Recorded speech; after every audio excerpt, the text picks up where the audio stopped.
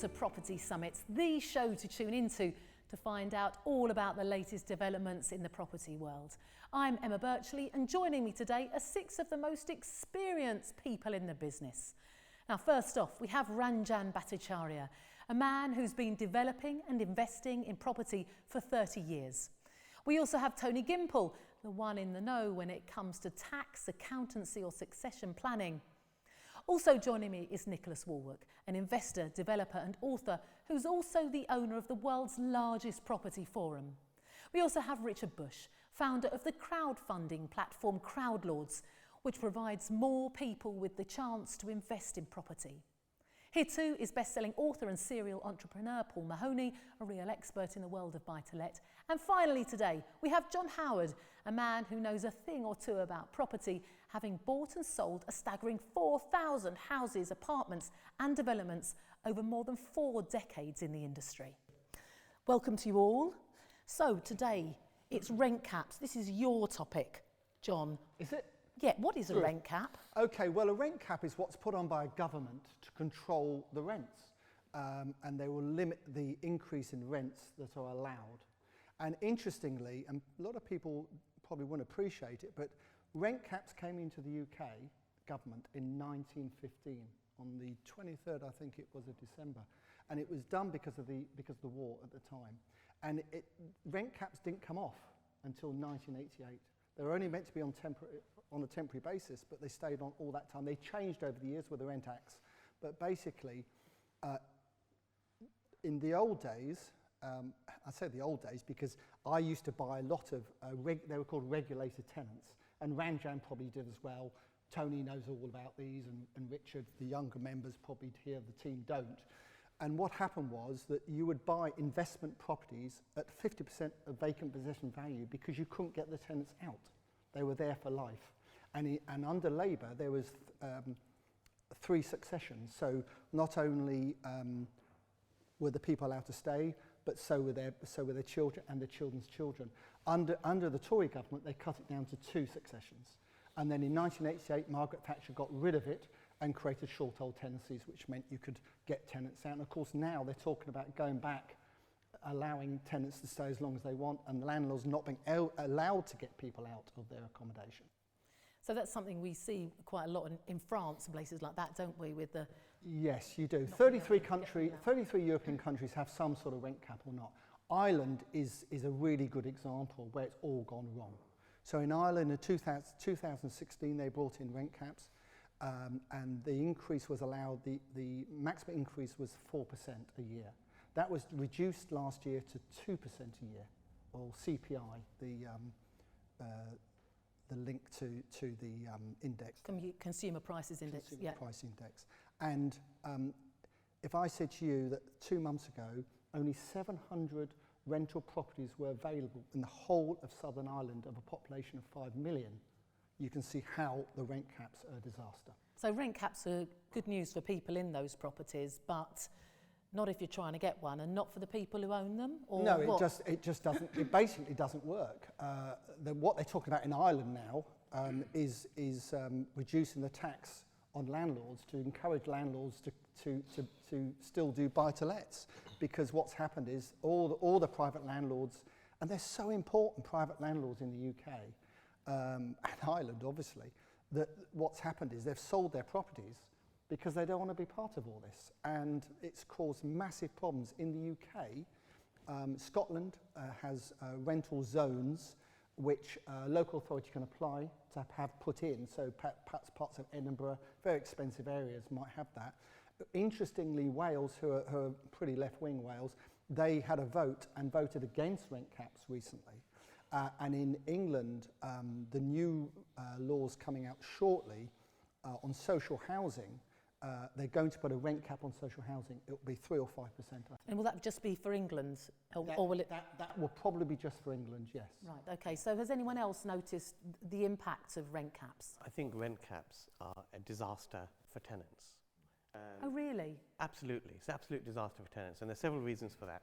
Let's say there's a rent cap that says, I can't rent a room or a property of this type for more than £500. What that will mean is it will diminish choice. Let's take training shoes, for example. You can buy a Nike training shoe for hundreds of pounds. You can buy something from Primark for £10. If you had a price cap on training shoes at £15, then everyone will produce cheap training shoes. So there's no incentive to produce a better product. What there is an incentive to price everything up to the maximum rent cap and deliver the quality that's appropriate. So it diminishes choice. And it also doesn't mean that the right people get those properties. I mean, I go back to Friends, the sitcom, and in the final episode, they revealed how Monica got that flat. And it was given to her grandmother on rent control, and it was passed down illegally to them to live in. And although that is a sitcom and fictional, that is actually what happens. Wherever you introduce rent caps, the wrong people end up with the flats. So it's bad news for the people that want the property. It's bad news for choice as well.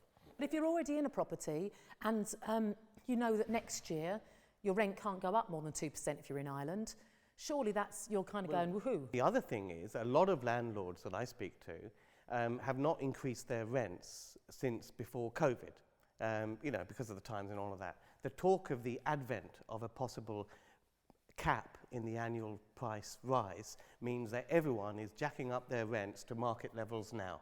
What worries me is the attitude of tenants through COVID. They've been so protected by the government from eviction rules, and that's now starting to filter into, well, do we actually want to keep this? But that's going to continue under the rules that I think the government are thinking Getting rid of bringing Section out. 21, aren't they? Section 21, Section 24 and so on. I think they are seriously talking about rent caps. Seriously talking the about first time in my history. The government has a strong track record of intervening and failing. Generally, whenever the government intervenes in our society, they don't do it very well. Agreed. The market should be determined by the market. And when they try to manipulate that, you have what happens in Ireland. 10 years down the track, they realise, oh God, we made a big mistake. And they have to go back and then incentivise people to do exactly what they were trying to disincentivise. Exactly. I think it works, obviously it works in the short term for the tenants. It's great news for the tenants in the short term. In the long run, it sort of works for landlords as well, because if you can't get tenants out of a property, as in the old days, the price of that property goes down by half. So people like us and other investors end up buying these properties with tenants in. In time, the tenants leave and you double your money. That's how I started in the property industry. And I've still got one or two regulated tenants left, not many now. And with the rent caps, is that now, at the same time, we're going to get greater controls on being able to not evict people? Absolutely. The eviction situation is going to change. I think they're going to not allow any of us to evict any tenant that's done nothing wrong. I believe they're going to bring that in. Isn't that a good thing for the tenant? Well, again, it's a good thing for the tenant, I suppose. The idea, the whole point is, if you've got a family and they've moved into a school and you want them out within 12 months, that family and the children have probably got to move to a different area, different school and so on. That's the thinking behind it, I think. But of course, all the time, you're knocking the landlord, and private landlords in the UK are so important to the property market. They are vitally important. The issue's the bad tenants, not the good ones, right? So you get 1 in 100 tenants is a professional bad tenant, I call them, and they know all the rules and they string it out. You've got to then prove they've done something wrong to get them out, which is getting harder and harder. By the way, it's not just the property market. One of the reasons Margaret Thatcher got rid of all of this and she did the right thing to do, it's about labour market mobility, and particularly labour market mobility in professional middle-class jobs, because there's got to be a working rental market for there to be a flexible labour market. Yes. No, I see that, and I think you make a very good point there that people need that flexibility. And as a landlord, why should someone tell me that I can't get my house back? Now they'll make exceptions. So, for instance, if it's your own, if you can prove you're going to move in it to yourself, then obviously they probably will allow you to get possession. But otherwise, you can't get possession of your own properties. It's madness.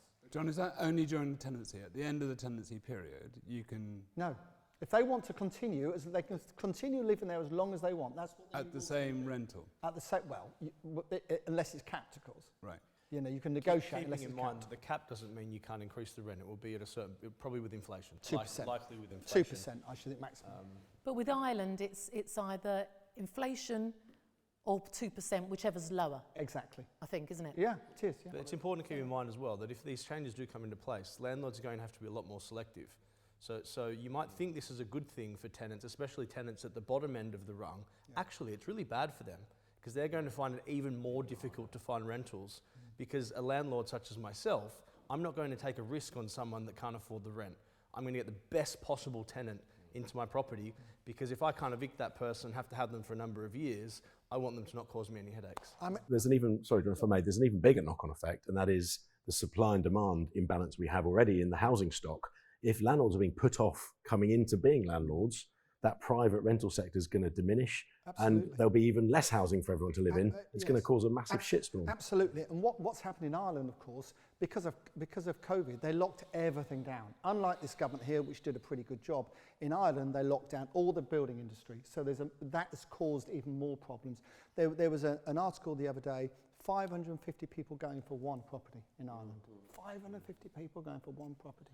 So for people like you who are looking at places to maybe buy property, rent it out, would you be really put off picking somewhere where there were rent caps? Well, what I would say, Emma, and it'd be interesting to see what Richard and Tony have got to say, because actually, what about the funding of these things? Because if you can't get the tenant out, what lending institution are going to lend you 75% of vacant possession value? They're not. They're going to lend you 75% of tenanted value, which will be probably 30% less than vacant possession, I would say. And in some cases, down to 50%. So it hits the values again. It's bound to have a knock-on effect on values, isn't it? It's bound to. But to take Nick's point about there being bad tenants, there are bad landlords. And I guess, yes, John, there are. And so I guess the whole point is to protect people against bad landlords, not against good landlords. We've never had an issue getting tenants out of our properties. Well, no, you won't do, because by law, you can do so. But if there's a rent cap, and if there's a rent cap, and you're told that evictions cannot take place unless the tenant's done something wrong, you could have tenants for 30, 40 years. Yeah, but if the tenant's done nothing wrong and they're paying the rent according to the agreement that we have, then I don't think I necessarily should have the right. Why shouldn't you be able to get why shouldn't you be able to get a property that you own vacant if you want it? The other thing is you're not taking into account problems which will materialise, which don't materialise here yet because we haven't got that system. And that will be people taking advantage of the fact that they got possession of a property cheap. So there'll be Airbnb-ing it, which happens a lot with social housing, particularly in London. Councils have fraud teams looking for people doing this, and also passing it on to their kids. It's not their property to do that. It's a rental property. So when people have an asset that they can control and it's cheap, it's under market value, you will get people changing their behaviour to take advantage of that. It is doing that something happens wrong, everywhere. though, in fairness, right? Yes, that that's is theft. a reason to get That's rid theft. of them. Precisely. Yeah. In the old days, there used to be what's called key money. Yes. Do you remember those days, Tony? Where someone had a regulated property, so you couldn't get the tenant out, and what they would do is sell the key, if you like, to that property for 10, 15, 20,000 to someone else to go in. All that sort of thing used to happen, and of course that is illegal. What would they do when they went in? They'd give the person who's leaving key money, 10, 20,000 pounds, right, because it was a regulated tenancy. There's nothing the landlord could do, but that actually is against the law to give key money. Thank goodness it's not 100 years ago, and this has all been a bit doom and gloom, and I'm just going to try to brighten this up a little bit. My strategy for investing in property is very much attractive properties, central locations, an abundance of reasons for people to want and need to live there. So there's already significant demand for those types of properties. You've Huge already demand. got a lot of choice. Yeah. We target people like doctors, professionals working in the city, professionals working at universities, those types of things. They're the tenants you very, very rarely have problems with. So regardless of all this doom and gloom, those types of properties still make sense. And that's the market to focus on. That's the market to focus on. Everything else is. But there's an Good, awful yes. lot of people in this country that need homes and need housing, and they're not doctors, they're not nurses, they're not, so... Yeah, no, so I are you understand saying that. that? But unless we change our statuses to registered charities, it's going to be uneconomic to provide homes for that segment of the population. The government will have to step in. If we are business people, then we are going to provide homes where it makes economic sense to do so. It's just a simple fact. And if it doesn't, we won't. We won't. That's the sad That's thing. it. We'll exit. Tony, this government may not bring this in, but if Labour get in, yes. they're going to bring it in. They're going to bring it in. They're definitely going to bring it in, aren't they? The worst thing that could happen for the economy, for the private rented sector, for tenants, for developers, would be a left-wing government by far, because they'll play to the gallery, do what they have to do to get elected, and then you'll see a repeat of the classic cycle of nobody will build, nobody will buy, there'll be disincentives. People like us to build. Well, not just people like us, but the develop. Aspiration will go out the window because you'll be back to the nanny state. But there's a balance between having a free market and having a free and fair market. Yes. And I suppose it comes down, and we'll cover the politics of it later, but it comes down, you have an obligation. If you're going to be a tenant, be a good tenant. If you're going to be a landlord, be a good landlord. If you're going to be a developer, be the best you possibly can.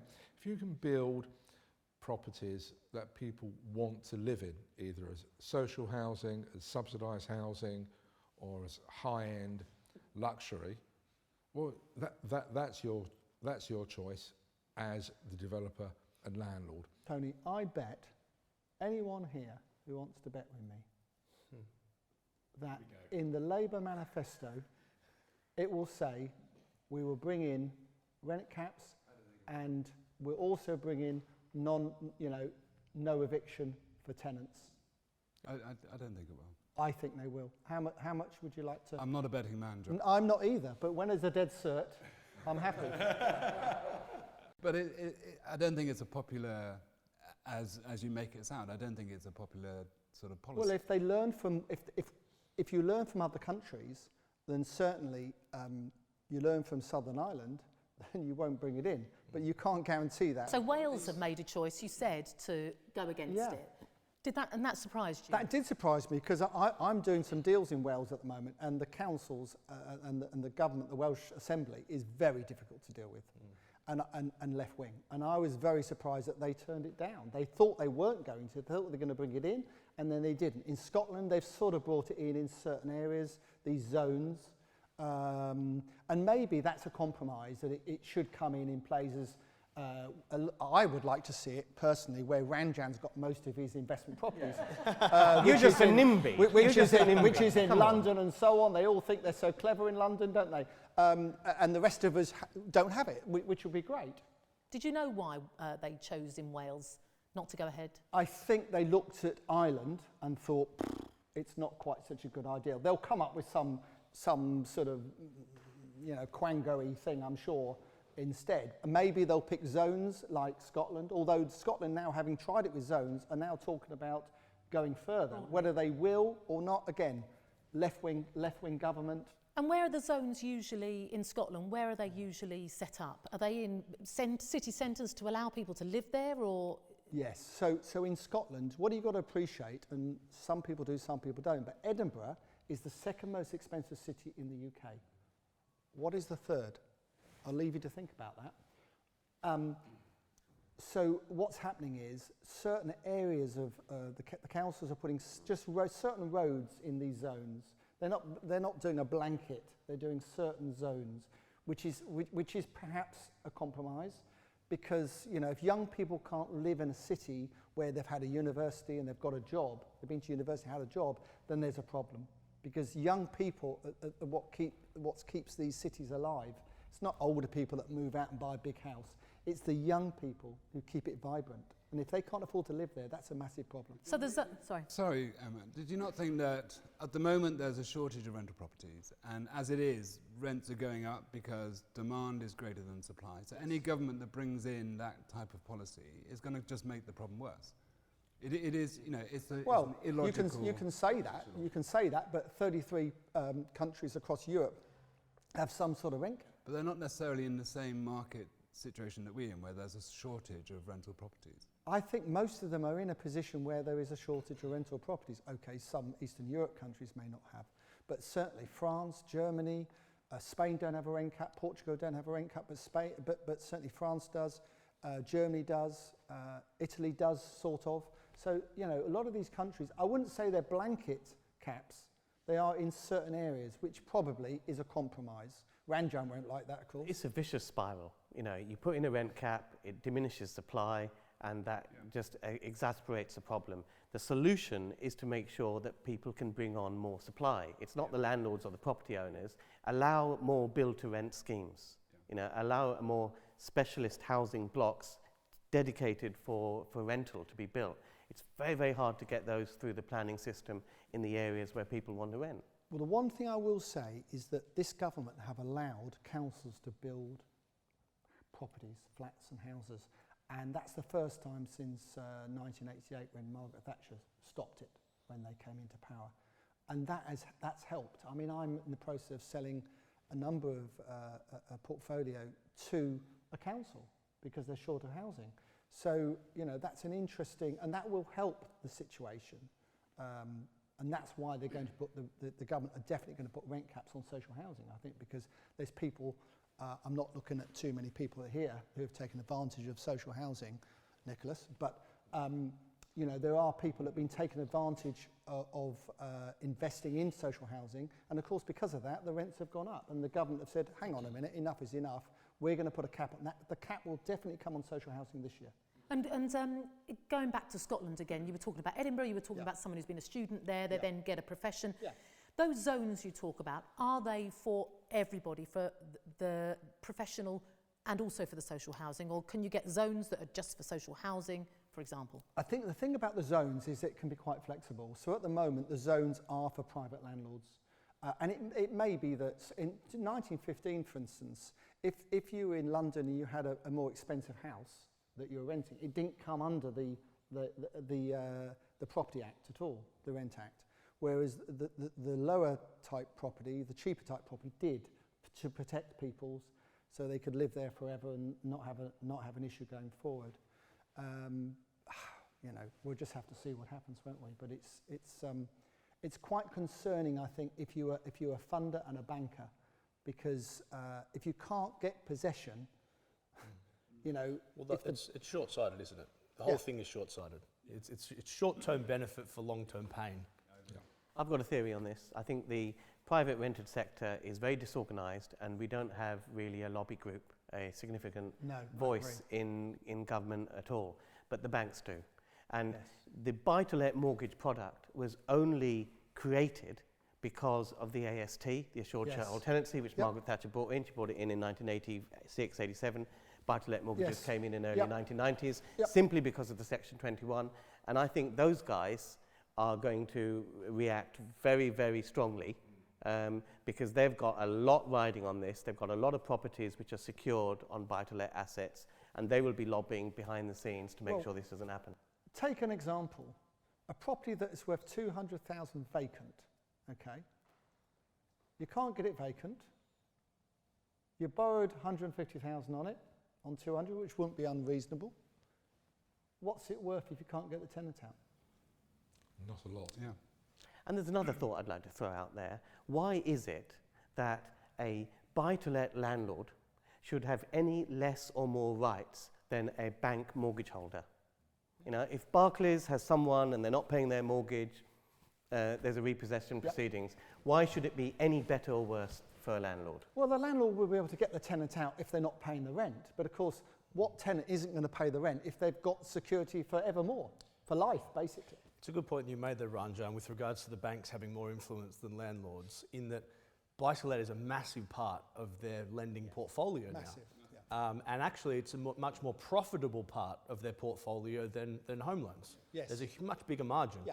You know, limited company buy-to-let mortgages are now at about 5%. You can still do a home loan at 3%. Yep. So that fact means that these things will be curbed a little bit. You know, we're talking a bit of doom and gloom here, but the banks will put their hand up and say, well, wait a second, this is going to affect our bottom line. The Conservatives may not bring this in, but if you're Labour and you don't believe that anyone should own more than one house. Which is what most Labour MPs John, believe. you don't know that to be That is true. what most Labour MPs believe. They believe can't in say social housing. They believe, some of them believe you should you should be able to own your house. Starmer does because he lives in a nice. They're not fools though, John. They know that the 2 million landlords out there contribute to the housing stock. But they'll see it that they will still continue because they've got a long-term income, which is fine. And for many of us investing here, I've got properties I've owned, 30, 35 years. They're still let. It's not a problem to me, but it is a problem if you genuinely want to sell a property vacant and you can't get it vacant. That is a problem. I think the key. I think if I may just quickly, we've glossed over this point, but I think the key really, if there is going to be rent caps, is what are the rules for getting people out? Because surely if they are acting illegally, you can evidence that, you should be able to get them out. So surely the key is in what constitutes a breach of those rules. That's not the issue. My issue is if I own a property and I want it vacant, why the hell shouldn't I be able to get it vacant? No, I completely agree. I'm not disagreeing with that. And why should I be able to charge whatever rent I want? The market rent should be the market rent. People and governments that interfere with market rents, just as Paul said to start with. But people do need to be protected from hugely rising rents because people have got to be able to pay their bills, and there's a cost of living crisis. No, I understand that, Emma, and Richard would probably be the kindest person on the panel here who would agree with you. But at the same time, landlords and business people need to be able to pay the mortgages and survive to support housing. There's a cost of property ownership and management crisis as well. That leaky tap costs more to fix today than it did 1 year ago. And if the rents is capped, it's going to become which is very relevant to all of this is the lack of supply of property. Sure. Now, if you put in rent caps, there's going to be less supply again. However, if the government cops on to the fact that actually a lot of new build properties are helped funded by landlords because they buy them off plan and they buy them new and all the rest, that creates new supply. If they actually incentivise that, which for example they do in Australia, you get tax benefits for buying new properties as opposed to second-hand ones. If they cop onto that, then there'll be new supply and then there'll be less affordability issues. And that's the way to solve the problem. That's the answer, isn't it? It's increased supply so that... And the government... That's the answer to keeping the prices down. They've been working on for decades. And it's getting worse, the deficit. Yeah. What I would say, remember this government, they are allowing councils to build houses. And if Labour do get in, then they would increase that massively. But because what they'll do, they increase the social housing and they'll reduce and toughen up on the private landlords because that's what they believe in.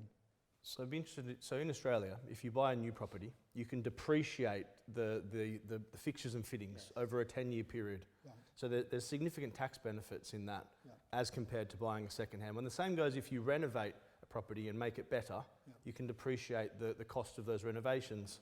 So again, some tax benefits of improving the properties. And that's exactly what the government have not done with Section 24, isn't it? Section 24 was a purely political measure. There are so many accidental landlords who see it as an easy way to get rich quick, which it's not. It's damn hard work. And it was purely inspired to stop people gaming the system purely from a tax perspective. Very briefly, tell us what Section 24 is. Okay, so Section 24 is where you can only, as a private landlord, owning properties individually, where you can only claim up to the basic rate of tax as an expense against mortgage interest payments. So if you're a higher rate taxpayer, you get up to the basic rate, effectively on the interest. Anything above that, no relief whatsoever. Which means if for properties, mortgage is 10 grand a year and the rent is 10 grand a year, you're making a loss because you're getting taxed on the 10 grand, but you can't offset 10 grand in interest. Well, gentlemen, it's been very interesting. I've learnt an enormous amount about rent caps, which I think we can broadly say you're not keen on. Not keen. Fair to say. Should we have a vote? They weren't happy. Who wants rent caps? They weren't happy. Won't happen. Anyway, thank you so much for joining us. We'll be back with more. We look forward to seeing you then.